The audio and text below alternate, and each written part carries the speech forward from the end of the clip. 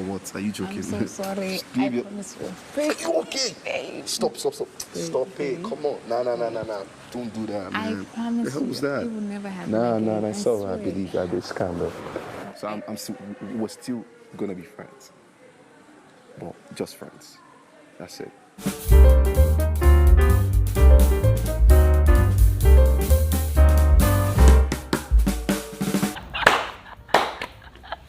Hi! Oh my God! My Lord!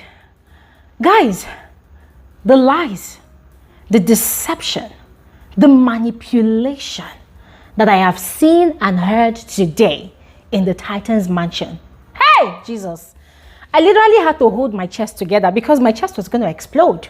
Yemi and Khosi, they were going to send me to an early grave, and I am still so young. I'm still so young. I've not even started planting my seeds on this earth. And those two people, they were about to give me a heart attack. Oh my God.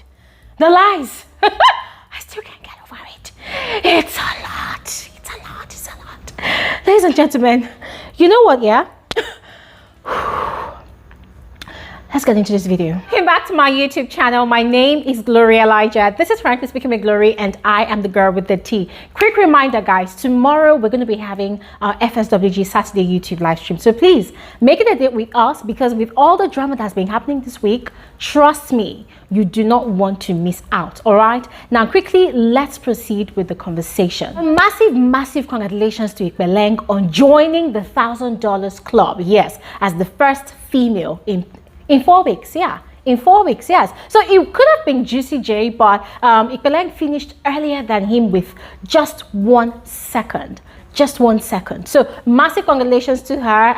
I mean, more wings to her and any other person that needs the $1,000. Now, quickly moving on to more juicy stories. And for those of you that have been keeping up with my videos today, you will recall that my previous videos talked about the closeness that's been brewing between Khosi and Thabang, aside many other things that I've shared with all of you on all of those videos. Now, the matter did not end there, right? And Khosi did not just share a bed with Thabang. She was very inquisitive in asking him a lot of questions about his sexual life, about his intimacy level with Nelisa. Though the questions were sounding kind of uncomfortable, she did not stop. She continued to the point that Miracle had to join them in the conversation, and they had to stop talking about it, right? And it became uncomfortable for them because Miracle was there, but then they continued, and later they fell asleep. So it was the time when they were having a nap that Yemi had passed and had seen both of them.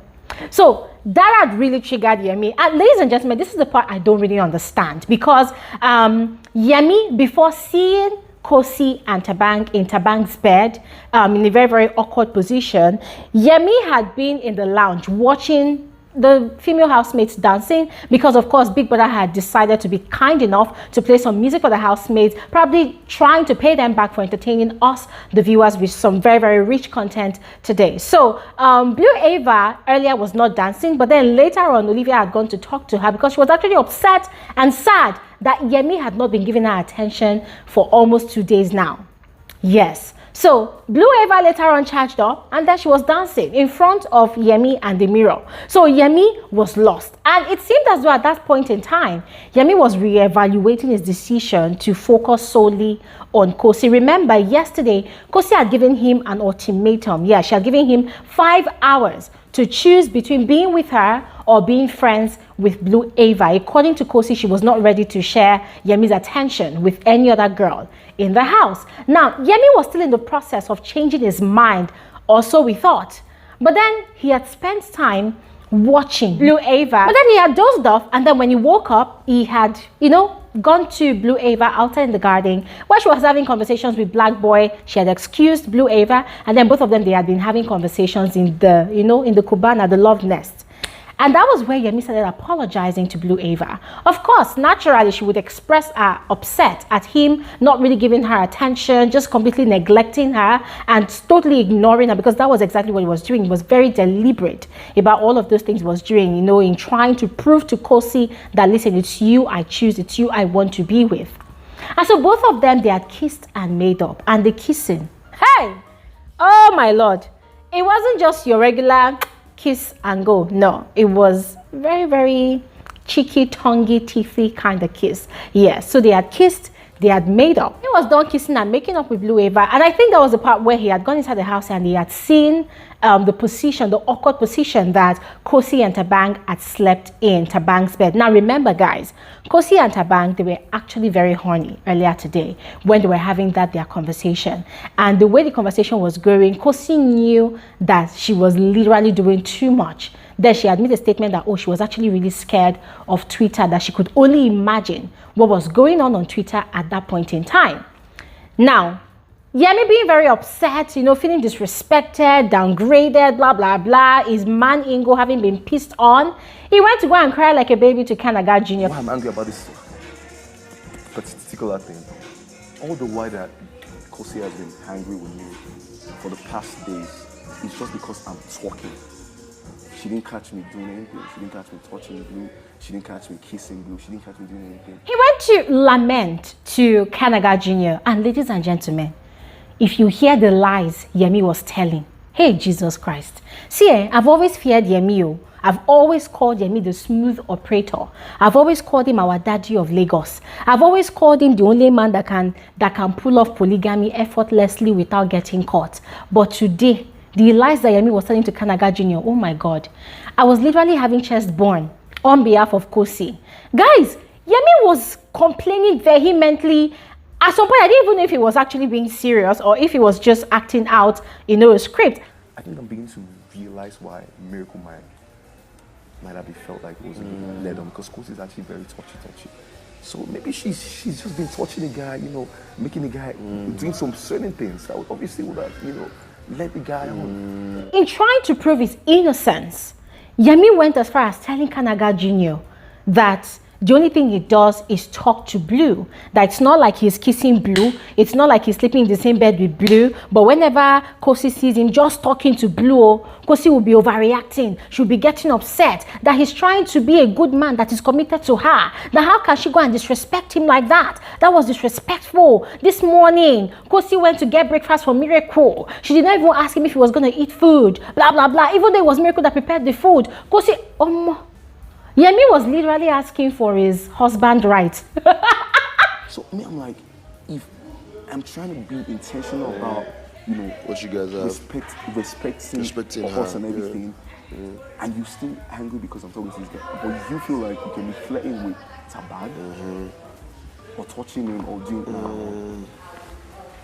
I mean, my God, Yemi continued to complain and complain and complain, and Kanaga Jr. was literally sympathizing with him and even joining to bash Thabang that no, even though you are friends with someone, it's very disrespectful. There are certain things you should not be doing. I'm like, hey, Kanaga, hold up a second. It's not the same Kanaga Jr. that caught Yemi kissing and touching, what's her name now, Blue Aiva at midnight before Yemi ran upstairs to go and sleep with Khosi, where he was hailing Yemi and calling him sharpshooter, smooth operator, things like that. And both of them were laughing about it. So guys, see, the conversation this afternoon, it just affirmed 100% that these housemates, each and every one of them, they are using each other's situation to score cheap points. They are using each other's situation in that house to create highlights for themselves. They all know what they are doing. Forget that thing. They all know what they are doing. Last week, I made a statement that the entire house is in an open relationship.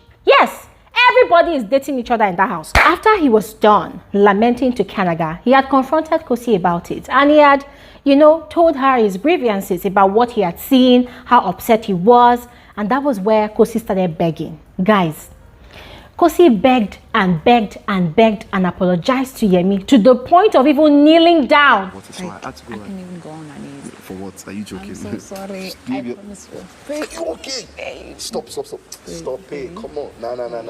Don't do that, man. I promise the hell was that? It will never happen. Nah, that's all right. I believe that. It's calm, though. It's calm. I know it won't happen. You don't done. Khosi knelt down and begged Yemi, ladies and gentlemen, oh my Lord, I was literally screaming. The internet was on fire. People were shouting. Now, do you know why people were actually reacting that way? Because it was just yesterday. Khosi had given Yemi an ultimatum to choose between still being with her or remaining friends with Blue Aiva. And we know that it's not like Yemi is going to turn a new leaf overnight. We knew that Yemi was not going to, make that decision all of a sudden, but Yemi was in the process of, reconsidering his movement. He had even had a conversation with Marvin, and Marvin had told him that he liked Blue Aiva. And Yemi was saying that he didn't mind if Blue Aiva and Marvin had things, that yes, they will continue to flirt from time to time, but he wanted to actually focus on Khosi because she was very serious with her demand. And then all of a sudden, he had seen the awkward position that both of them were sleeping in Thabang's bed. And that was not the first time he had seen them in a very, very, awkward position. So that just gave Yemi the leverage that he needed to continue his nonsense with Blue Aiva, because he started telling Khosi that, you see this reaction I'm having right now, just know that Khosi is going to remain my friend. I'm not going to stop talking to Khosi. In other words, I'm going to continue doing whatever I've been doing with Khosi behind your back. Yes, and he kept on emphasizing on, oh, it's not like you've ever caught me kissing Blue Aiva. I feel like if you caught me, in a very, in a very awkward position with this girl, I feel like then it makes more sense for you to get angry. But like, if you don't, I don't see why. Because he started telling Khosi that Blue Aiva was going to remain his friend, that he was not going to stop talking to Blue Aiva. In other words, if he had a change of mind before about Blue Aiva, he was retracting his statements now. He was not going to leave Blue Aiva alone. Yes. So, ladies and gentlemen, it was just so annoying, right, that just at the point where it seemed as though Khosi had gotten Yemi right where she wanted him, she did something with Thabang that just completely gave him the grounds that he needed to continue his flirtatious movements with Blue Aiva in the house. And here's what I'm suspecting. That one of these days, Yemi can just outrightly, kiss Blue Aiva in front of the whole house. Or maybe do something just to make Blue Aiva happy by flaunting her around the house in the face of the other housemates. And when Khosi would maybe confront him about it, he would remind her of what happened today. That, oh, why are you complaining? After all, you've been playing hide and seek with Thabang as well. So, ladies and gentlemen, at the moment, it seems as though Yemi has gained the upper hand in their toxic relationship. Formerly, both of them, they were on the same level, but it's crazy at the moment because now Yemi is feeling like a king. He feels like, oh, finally, I have an excuse to mess around and freak around in this house. Now, on the flip side, whilst they were having the conversation and Khosi was begging, she had this look on her face. I don't know if many of you saw it. There was this smirk on her face. At some point, it seemed as though she was rolling her eyes. And even the way she was begging Yemi, she was overdoing it. And so it made me wonder that, okay, maybe this girl actually planned this whole thing. Because Khosi spent over 2 hours in Thabang's bed. So in the space of that 2 hours, there's nothing anybody would tell me, but something tells me that she wanted Yemi to catch her in Thabang's bed. Because remember, one of Khosi's gameplays is causing Yemi a lot of distress. Yes, she likes keeping Yemi on his toes. Every time she does something nasty, Yemi is always nagging and complaining and ranting around to whoever cared to listen to him in the house. So while she was begging him and she was hugging him and saying, babe, I'm sorry. And the guy was talking. At some point, looked at her like she was rolling her eyes. So, ladies and gentlemen, there's a lot more I want to say, but I'm going to save it for tomorrow's live stream. But in the meantime, I would love to know your thoughts about this whole drama in the comment section below. What do you think? Do you genuinely think that Khosi has lost this round? Because this is a round, they always fight every time. So do you think she has actually completely lost this round? Or do you think that Yemi now has more grounds to go crazy? Just go ahead and let me know your thoughts in the comment section below, and I'll see you guys on another video soon. Have an amazing evening. Bye.